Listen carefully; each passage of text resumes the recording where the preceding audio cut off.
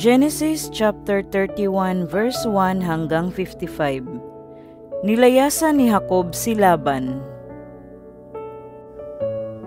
Nabalitaan ni Jacob na laging sinasabi ng kanyang mga bayaw na kinakamkam na niyang lahat ang ari-arian ng kanilang ama at galing dito ang lahat niyang kayamanan. Napuna rin niyang nagbago na ang pakikitungo sa kanya ni Laban. Kaya sinabi sa kanya ni Yahweh, "Magbalik ka na sa lupain ng iyong mga magulang at mga kamag-anak at sasamahan kita." Pinasabihan ni Jacob si Raquel at si Leah na tagpuin siya sa parang na kinaroroonan ng kanyang mga kawan. Sinabi niya sa kanila, "Napansin kong iba na ang pagtingin sa akin ng inyong ama. Hindi na tulad ng dati, subalit hindi ako pinabayaan ng Diyos ng aking mga magulang. Alam ninyong ginugol ko ang aking buong lakas sa paglilingkod sa inyong ama. Sa kabila noon, dinadaya pa rin niya ako. 10 beses na niyang binabago ang kabayaran sa akin, ngunit hindi ipinahintulot ng Diyos na ako'y maapi. Kapag sinabi ni Laban na ang ibabayad sa akin ay ang batik-batik, ang buong kawan ay nanganganak ng ganun. Ang Diyos ang may kaloob na mapasa akin ang kawan ng inyong ama." Sa panahon ng pag-aasawahan ng mga hayop, ako'y nanaginip, nakita ko na pawang batik-batik ang lahat ng barakong kambing. Sa aking panaginip, tinawag ako ng anghel ng Diyos at ako na may sumagot. Ang sabi sa akin, "Jacob, masdan mo ang lahat ng mga barakong kambing. Silang lahat ay may batik. Ginawa ko ito sapagkat alam kong dinadaya ka ni Laban.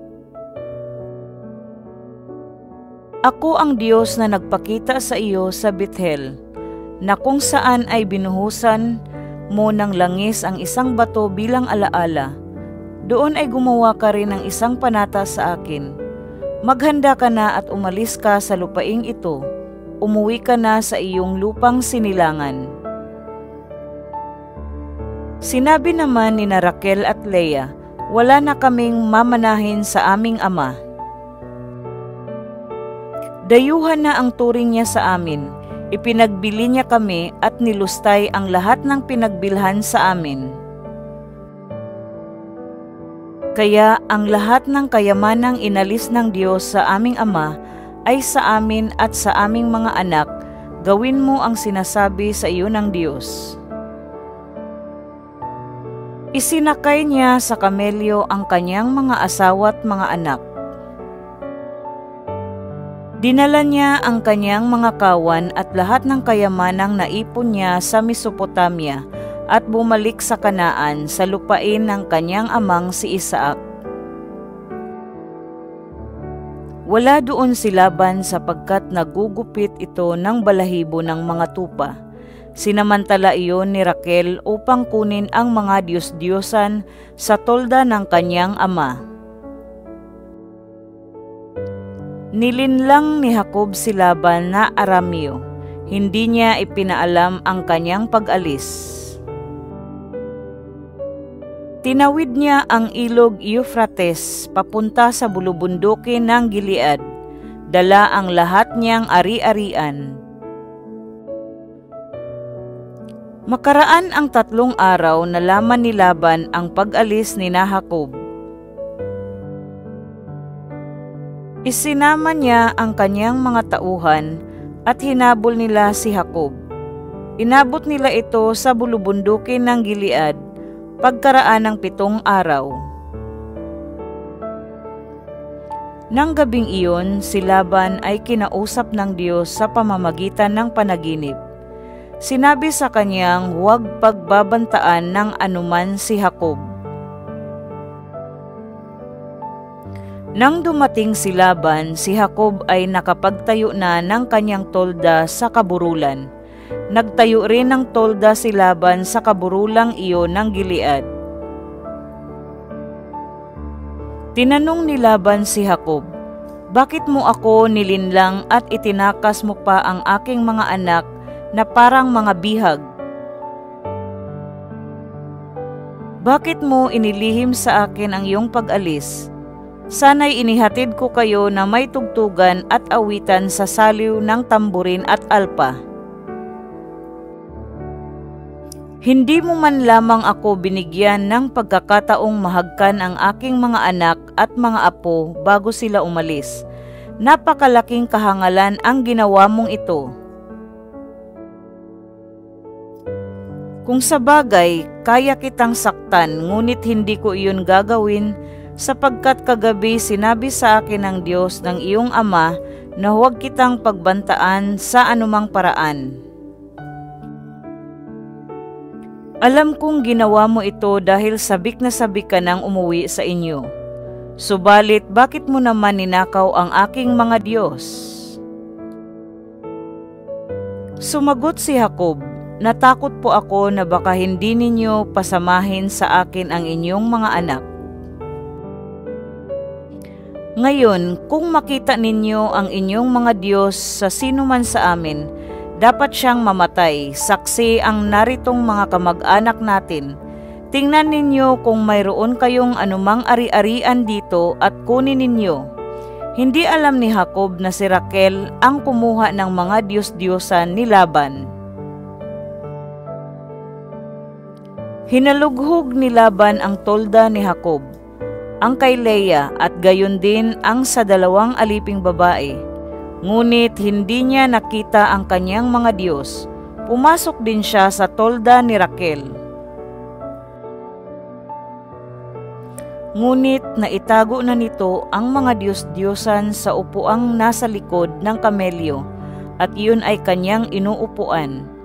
Hinalughog na mabuti ni Laban ang buong tolda, ngunit wala siyang nakita.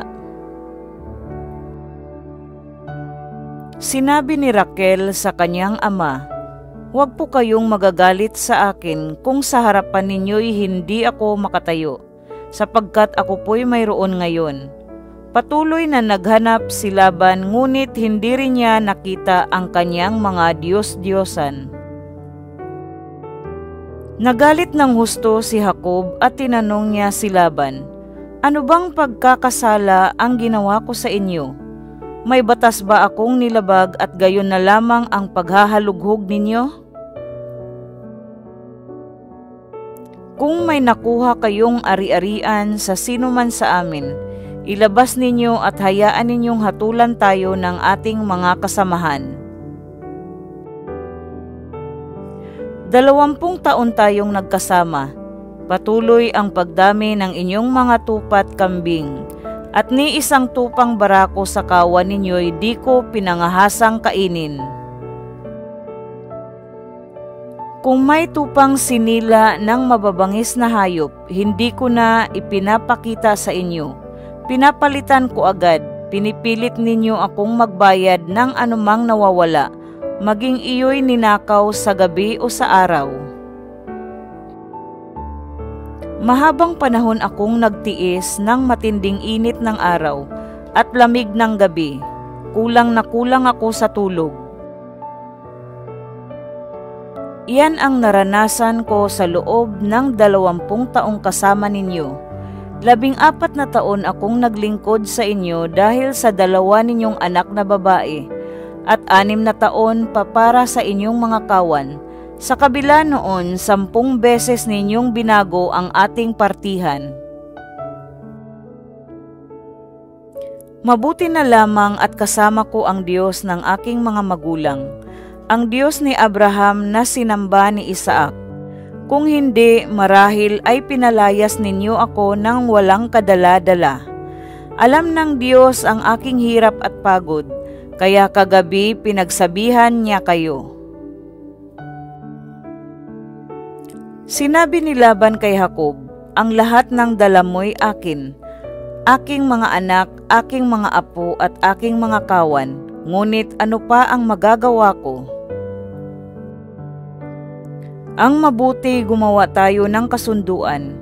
Magbunton tayo ng bato na siyang magpapaalaala ng ating kasunduan. Naglagay si Jacob ng isang bato bilang isang alaala. Sinabi niya sa kanyang mga tauhan na maglagay rin doon ng bato. Pagkatapos kumain sila sa tabi ng bunton ng mga bato. Ito'y tinawag ni Laban na Jegar Sahaduta at Galed naman ang itinawag doon ni Jacob. Sapagkat sinabi ni Laban, ang buntong ito ng mga bato ang tagapagpaalala ng kasunduan nating dalawa. Tinawag ding Mizpa ang lugar na iyon sapagkat sinabi ni Laban, bantayan nawa tayo ni Yahweh, samantalang tayo'y magkalayo.